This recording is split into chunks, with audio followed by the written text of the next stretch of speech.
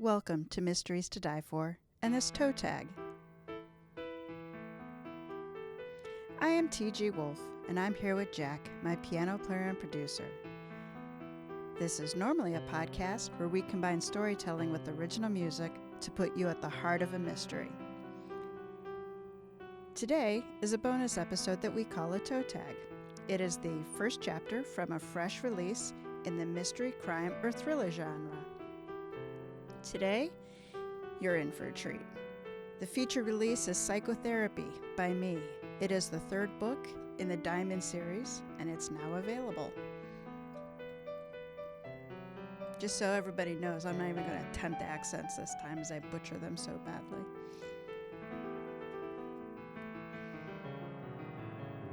Ooh, Jack transposed his keyboard.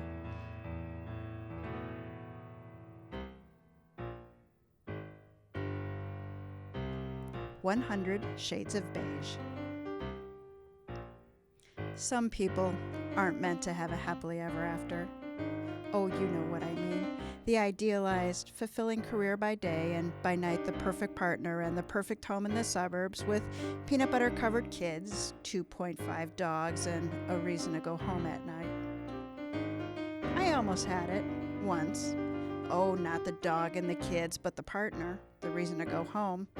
It seemed like forever ago that it all changed, but according to the calendar, it was just over a year. That was my before. In my after, my hands were filled with empty glasses, empty plates, empty bowls. A metaphor for my life, I said, as I stacked the ceramics and carried them into the kitchen. The impromptu party had emptied my refrigerator to celebrate our return home, more or less intact. It broke up as abruptly as it started. Everyone had someplace else to be, someplace better. Everyone but me. I had a dishwasher, but I opted for old school. I washed, I rinsed, I dried and put away. It was the personal touch missing from our app-driven world. Was it really so hard to take time to put sponge to a dish? I mean, it took a machine 2 hours and 28 minutes to do what I did in 7 minutes. Felt longer. I sought out other jobs, looking across my kitchen. Everything was neat. One chair at my kitchen table. The other had been appropriated by the 17-year-old squatting across the hall. He offered to bring it back, but what was the point? My ass wasn't fat enough to warrant 2 chairs. 3 crows sat on the windowsill. They squawked at each other's, head twitching left and right. One looked in at me. He cocked his head the way that only birds can do, asking a silent question. "Who's with you?" "It's just me," I said. "Fucking alone again." It's funny how quickly loneliness can find you, remind you what you all but forgot. Just a moment of quiet. That was all it took. And there it was. Some people weren't meant to have a happily ever after. I stalled outside my bathroom. The window screen lay propped in the corner, a reminder of a job unfinished. It wasn't so long ago that I went into the bathroom with my husband's picture and a handgun. I intended to put my exit strategy into motion. Bullet to the heart. My heart stopped beating the day my husband died. The rest of my body would just be catching up. That was what I thought. Now I wasn't sure what I thought. Did the family go? Fuck! I jumped out of my skin, spitting in midair and drawing the sidearm I wasn't carrying. Behind me was the one partygoer I hadn't seen leave. Sam Irish stood in the frame of my bedroom door, glowering as though I scared the crap out of him instead of vice versa. Oh, the name wasn't the one his mother gave him. Hell, it wasn't the name MI6 wrote on those digital paychecks, but it was the name I called the pain in my ass by for the last decade. Born and raised in Dublin's alleys, Irish was built like a pale oak tree with eyes as dark as night. The only color to him came from the thick auburn hair he wore too long to be pretty. He raised an arrogant eyebrow at the index finger, ready to blow him away if he made one false move. Family? I echoed, buying time to restart my heart and stow my handgun. You mean everyone? I didn't have a family anymore. I gave up those whose blood I shared when I buried my name and the remnants of my before life in the grave adjoining my husband's. All that remained was a collection of castaways, loners, and stragglers who hadn't yet realized that I was driftwood in the ocean of life. They left, I said. I thought you had too. In due time. Irish handed me an envelope. Nobody says that these days. I examined the package. It was a standard business envelope, sealed with no address, no return. What's this? It explains itself, he said, not explaining himself at all. Typical Irish. I tore it, careful of the paper within. Okay, maybe I was a little more worried about there being an explosive device or anthrax, the poison, not the band, or one of those damn jack-in-the-box things designed to test for proclivity to heart failure. Yes, I know it wouldn't fit in a business envelope, but if there was a way, Irish would have figured it out. He was that smart and that devious. Turned out there was only paper inside. Kinda anticlimactic, don't you think? With an eye roll, I opened the trifold and found my own handwriting. What games are you playing? Read. Irish circled behind me, resting his chin on my shoulder. Fine. I, the one and only Queen of Diamonds, demon tamer extraordinaire. Was I drunk when I wrote this? Keep reading, he said. Diamond tamer extraordinary, recognized Sam Irish and all of his aliases for his bravery, gallantry, and brainery. I was drunk. That is not a word, and if it were, I would not apply it to you. I think you described me to a T. Keep going. Never mind, I will. He tore the paper from my hand. Bravery, gallantry, and brainery with 3 wishes. With the wishes, the Queen of Diamonds will do as she is asked without arguing, negotiation, and or of stalling. This letter is valid until 1 year after my death. Remember that exit strategy I told you about? Well, it was interrupted by a blonde with a promissory note signed over by the smug bastard smirking down at me. Having fulfilled that contract, I was free. Or so I thought. How many of these things do you have? I asked. Is that my signature? I don't think it is. Let me see it. You forged it, didn't you? Which turned into a game of keep away, ending when he fell into me and my single kitchen chair, flattening it to the ground. Squashed between deformed metal and Irish's fine chest, laughter erupted like a volcano. The violent bout of joy burned away the melancholy. You're heavy, I complained, but didn't try to move him. I take it you want something? He nimbly climbed to his feet, extending a gentlemanly hand. We're going for a ride. Okay, that sounded promising. Adventure? Well, that was my middle name. Where? I asked. You promised not to argue, negotiate, or stall, Irish said, as though bracing for a storm. Get your phone, your keys, and your womanly things. I'll drive. Womanly things, so that definitely sounded promising. Or it would have been if not for the look in Sam Irish's dark eyes. I felt like I was in the forest, balancing on one foot, and no matter where I set the other down, it would be in a bear trap. I'm gonna need more than that, I said. Sam looked away, scratched his head. If I was an observant person, which I am, I would say he was conniving. I crossed my arms, silently calling him out. When his gaze swung to me, it scalded. Quick as a viper, he struck, grabbing my wrist. Instinct had me pulling back, but he'd put some muscle into it. I wasn't breaking his hold without taking a finger or 2 with it. Then he slapped a small card into my palm. I twisted my wrist, his signal to let go. He didn't. Glaring at him, I took it in my free hand, turning it over to read. Robin Ransom, Ph.D., HSPP, ABPP. When it clicked, it was a gun cocked on a silent night. Therapy?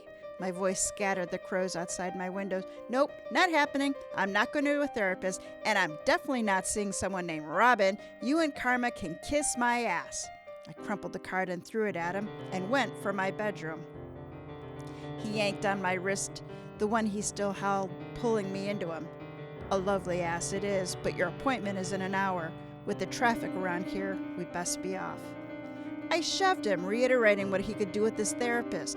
We can best defenestrate you out the kitchen window. I'm not leaving this house. Ever. I leaned into him, backing him toward the remnant of my kitchen set.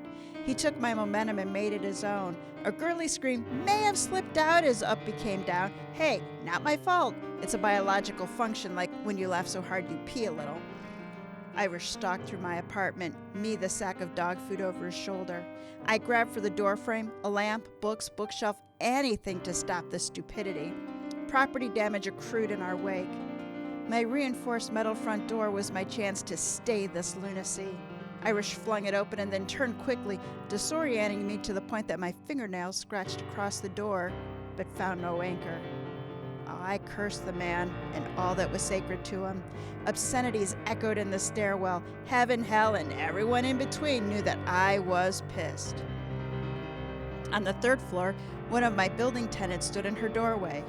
Su Chen Wong covered her mouth, laughing at me as a litter of puppies bounded out of her door. "Bye-bye now," she said. "Bye-bye." I braced myself off Irish's fine ass. "No bye-bye. Help, help." "Bye-bye," she waved. Second floor. Marianne McNamara leaned against the doorframe, sauce on her apron, hand pressed to her heart. "How romantic! You kids have fun!" The worst cook in the 212 area code fucking swooned. "Fun?" I screeched at her. "Do I look like I'm having fun?" She closed her door, leaving me to my fate.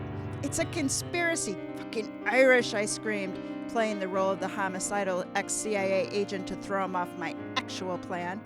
He still had to maneuver me out the front door of the apartment building. The door automatically locked when closed. I pictured my move. Levering up, I would catch the bottom of the doorframe, extract my lower half from the arm holding me, and plant my boots on his ass. Then I'd go upstairs, get my gun, and make my point one piece of lead at a time. "There'll be none of that now," he said calmly, pulling me down across his chest. It was an awkward position he couldn't hold for more than a few seconds, but it was enough to put us on the wrong side of the door. He dropped me to my feet. I swung for his jaw. A hand-to-hand battle ensued. I was winning, forcing Irish to retreat toward the parking lot next to my building. His eyes widened, he dropped his defense. 3 o'clock. I looked over my shoulder to the mother and the kid on the sidewalk. The mother narrowed her eyes disapprovingly. The kid threw a jab combination, ending with a roundhouse kick. "I can do karate, too." "We were play fighting," I said lamely. And then I was upside down again. "Irish, you fucking son of a bitch, your balls are mine." "Your balls are mine," the child's voice echoed. I put all of my energy into leveraging up and leaning back. I would go down, but I'd take Irish with me. "Fuck," I breathed out, my back landing against his SUV. "You need help," he said, an inch from my face. "More than the kind that me or Black can give you." "I don't need help," I snapped back. "What I need is peace and fucking quiet." "So you can blow your brains out?"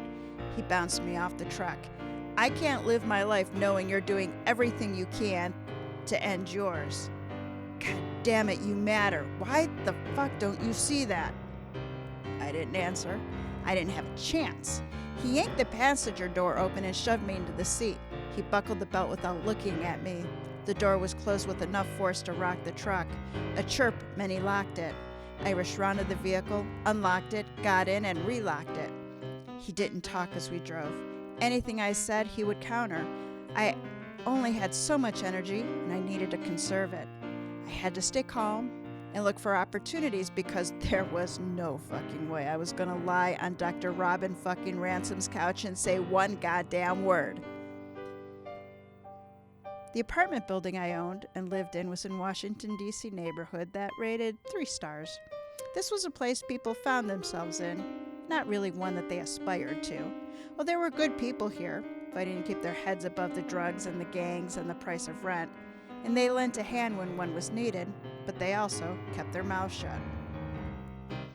We crossed a river and wound through a concrete maze disguised as urban renewal. Long story short, any building having an ounce of character was torn down and replaced with new construction looking just like what was built next door. When did pastel become the only color palette? This was DC, not Florida.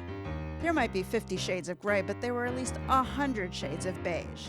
and we drove past every one of them. Now, Irish pulled into a small parking lot, parking near the side door, a judicious distance away from a banged-up dumpster. The building in front of us was still under construction. Half of the stores on the street level had for lease signs in the windows. The 2 floors above had stingy balconies giving the illusion of the outdoors without any risk of actual weather exposure. Irish exited the truck, locked it, came around my side, unlocked it, and opened the door. "Are you ready to behave yourself?" I snorted. Was that really a question? You could save yourself a whole lot of bruising by ending this now. The rough blacktop still needed its top course, but that didn't stop it from radiating the June sun and heat. Between the heat and the gravel, it wouldn't be a comfortable place to put skin to. Irish held out his hand. I rolled my eyes at the olive branch. "Since when are you a gentleman?" I asked, putting my hand in his. He held my hand, rubbing his thumb over it. "I forget how dainty your hands are," he said. Then he caught my other hand and zip-tied them together. "And I've never been a gentleman." Oh, I thought about going nuclear on his ass, but he had all the advantages. "You crossed a line, Irish," I growled the words at him. "Cut me free." "After," he said. "You walking or am I carrying you?" "Fuck." And I was upside down again. "Irish, I'm gonna hurt you in so many ways you're gonna need a thesaurus to find new words for pain." Another bloody list. He sounded happy, damn near gleeful, as he hauled me into the building. The temperature dropped 20 degrees. He stepped into an elevator for a short ride to the other floor. "If you put as much planning into your missions as your list, you wouldn't have half the scars." "Go ahead and laugh, you Irish bastard," I said, "but I have 100 ways to kick your ass, and I'm thinking of more every day." He patted my butt. "You've always been creative, love." The elevator opened and we were in a, you guessed it, beige hallway. Darker beige carpet, lighter beige walls. The light fixtures were naked, but as soon as someone got around to it, I'm sure they'd be beige too. Irish paused outside a door. "This doctor is a friend of a friend who specializes in working with first responders, politicians, and the intelligence community. There's someone you can talk to here, so play nice." Then we went in. "Lucy Nutcase, Dr. Ransom's 3 o'clock. I prepaid, she'll be going in now, and lock this door behind us." I caught a glance of a suited woman standing behind a desk with her jaw hanging open. "Don't mind him. He's not an asshole. He just plays one on TV. And don't lock this door." "Dr. Ransom, Miss Nutcase is here," Irish called out as he dropped me onto the couch. "If your ass wasn't so bony, I might have had to let you walk." The office was a good-sized room with 3 other doors. The one with the glass open to one of those deathless balconies. The 2 solid doors were closed. One was tastefully labeled Exit. The other was unlabeled. Furniture was sparse. The couch I sat on was upholstered in a brushed velvet in a color somewhere between blue and purple. Accenting pillows were the type meant for looking at, not lying on. Pointless, but not beige, so there's that.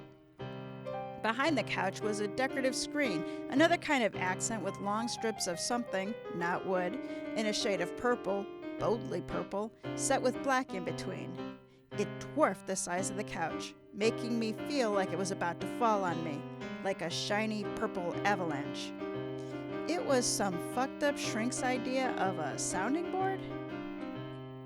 If I was stupid enough to throw my baggage against it, it would result in a Rorschach of nightmarish proportions.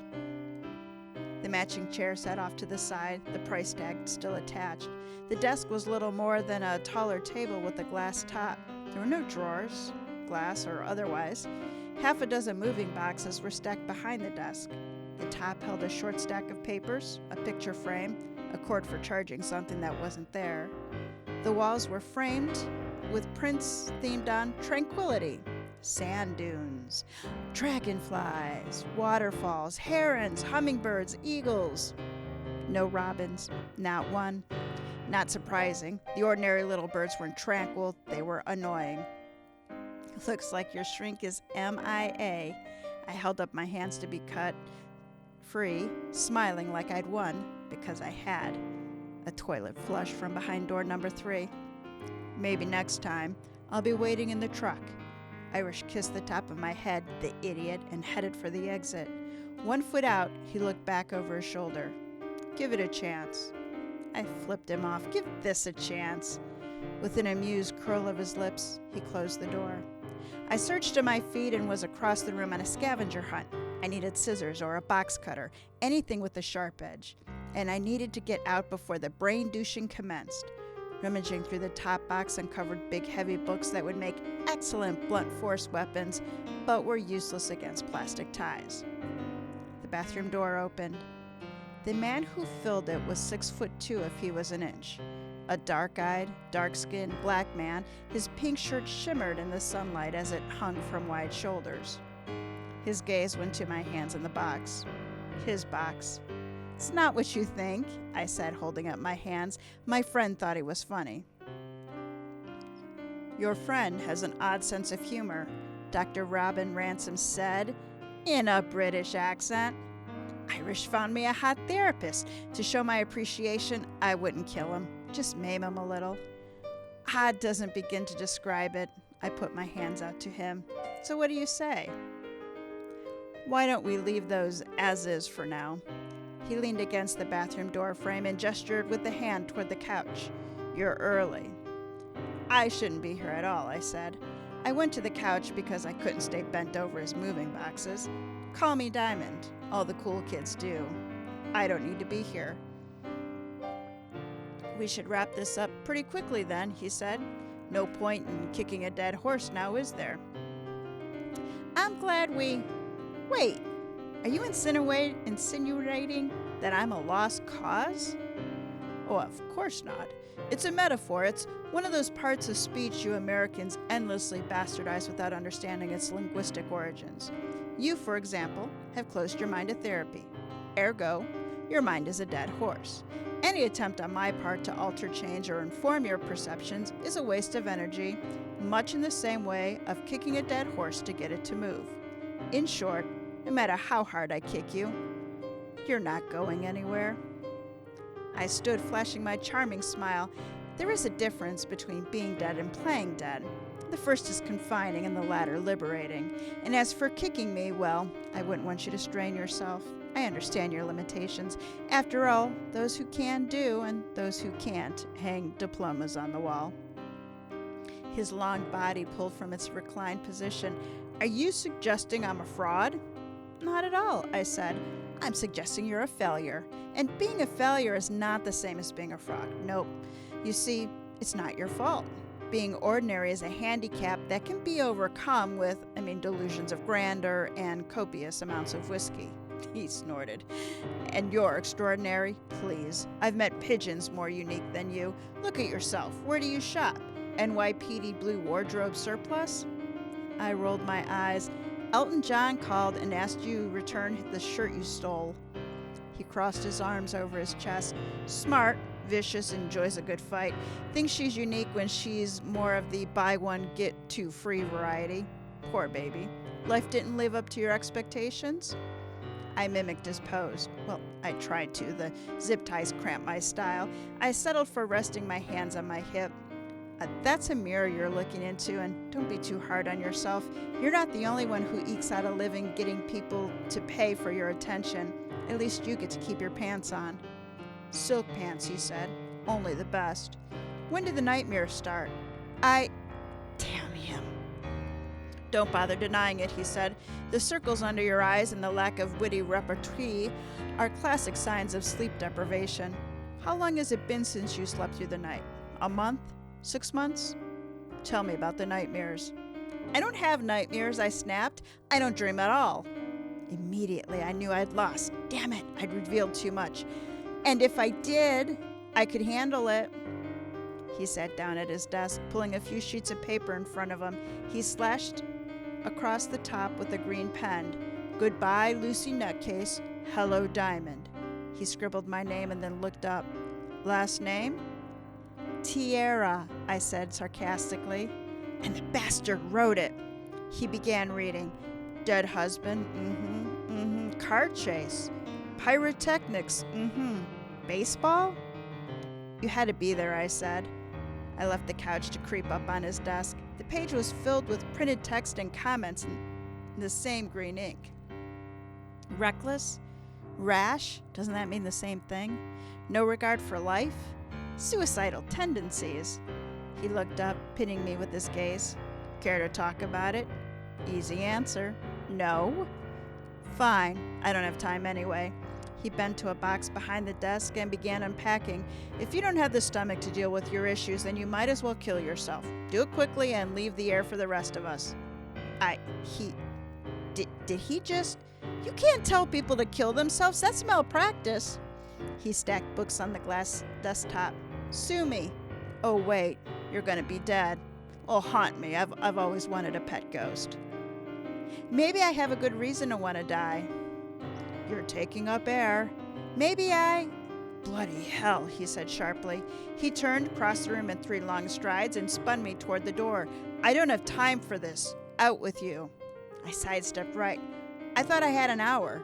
Had, past tense. He grasped my shoulders and steered me to the left again. Your time is up. I planted a boot on the wall. Oh, no, it isn't. Yes, it is. He put his shoulder into it, sweeping my leg and sending me tumbling into the hallway. Take 2 aspirin and don't call me in the morning. Door slam. What the fuck? I sprang to my feet and tried the door. It was locked from the inside. I pounded on the fucking beige panels. Open up! It's not that I wanted back in, because I did not want to talk to Dr. Robin Ransom, but nobody turns Diamond out like a cat on a night. I'm not done talking to you. Yes, you are, Ransom said, his voice muffled by 1.5 inches of engineer wood. Bloody nutter. Bloody nutter? I'll show him who's nutters. I would just circle around back to the reception room and kick his ass with my hands tied together. Now, to get back. The hallway was a one-way trip to a staircase which opened into the parking lot. Irish was sitting in his SUV with the motor running, windows up. I kicked his door, startling the self-proclaimed super spy. He shoved the door open and got in my face. What the hell are you doing here? You still have 45 minutes. Your therapist is psycho, I shouted. What did you expect from someone named Robin? Cut me loose, now. I'm gonna go kick his ass using number 18. Irish pulled a knife from his pocket. Hold still, you cut yourself. How hard were you pulling? And what do you mean he? Ransom is a she. I shouldn't have had to pull hard at all, I said, and Ransom is definitely a he, a hot he, as if you didn't know. She's a she. He cut through the zip tie. I know a woman when I see one. An unnatural noise drew our attention to the 2nd floor. A woman was awkwardly climbing over one of the balconies.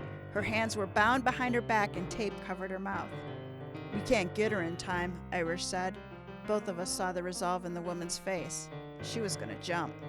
She's crazy if she thinks she can make it. I moved under her, like I was going to stop her from painting the nice new asphalt with brains. Don't. She was airborne, legs pumping over an air treadmill. Her determined gaze never wavered from her destination, the banged-up red dumpster. She soared over my head. One foot cleared the thick metal side, the other didn't. Her body somersaulted out of sight with a muted cry. Irish and I scrambled into the dumpster. The woman was limp, sprawled over crushed construction debris. Her dark blue skirt showed more leg than it covered, blood seeping from fresh cuts. Without the opportunity to protect herself, her face and body were planted in a load of scrap drywall. Her left shoulder was at a painful angle. I have you covered, Irish said, his eyes and his weapon methodically searching the floors above. Is she alive? Crossing the 3 feet to her head rivaled trekking through the jungle. Pitfalls were everywhere as cast-off materials moved underfoot, working to take me down. The woman faced away, a long, thick braid of dark hair reaching toward me like a lifeline. It was soaking wet. A low, soft groan came as I approached. She's alive, I announced to Irish, rounding her head to be seen. Easy, I said. Try not to move. I'm going to take the tape off of your mouth. There was no way to be gentle. The best I could do was be fast. What should have been a cry was a whimper.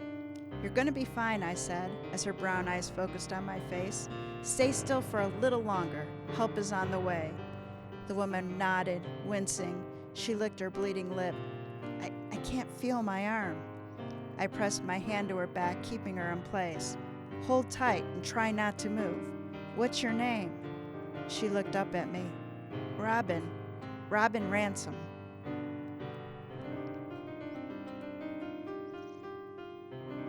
So there we have the first chapter of Psychotherapy. It was released July 10th by Down and Out Books and is available from online retailers and upon request from your local bookseller, I can speak. So my book just came out, so there are no reviews for me to go look at to say what people thought, so I'm going to tell you what I think. So Psychotherapy is a mystery.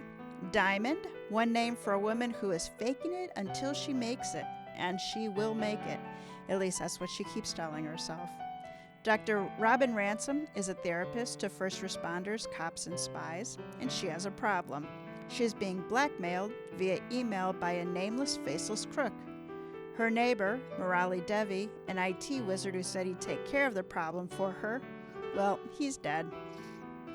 And there's a hot British guy after her for information she swears she doesn't have.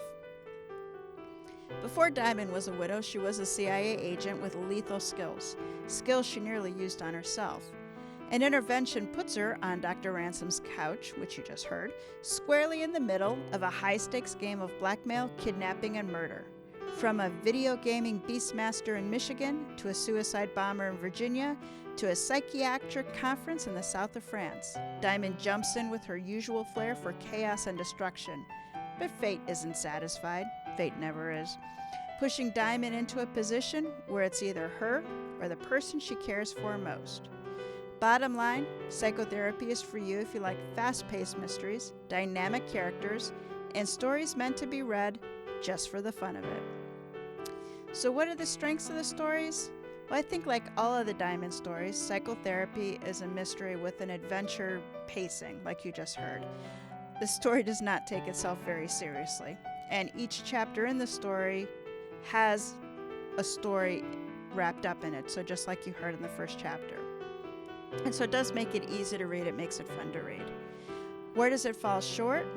Well, it is the third story in a trilogy, and so why the mystery, the Dr. Robin Ransom story, is totally independent of the first two books. The character development for Diamond and her friends, it's not. It's like any trilogy, you can read the story alone, but you won't be able to get the full understanding of the relationship between the characters or the jokes that refer back to previous books, like her saying she was going to use number 18 or the reference to defenestration. So really, the best thing you can do for yourself is to read all three. Toe tags for the first two books are also available. So with that, we wrap up this toe tag. Join us next week for our regular episode. And Jack, why don't you go ahead and take us out?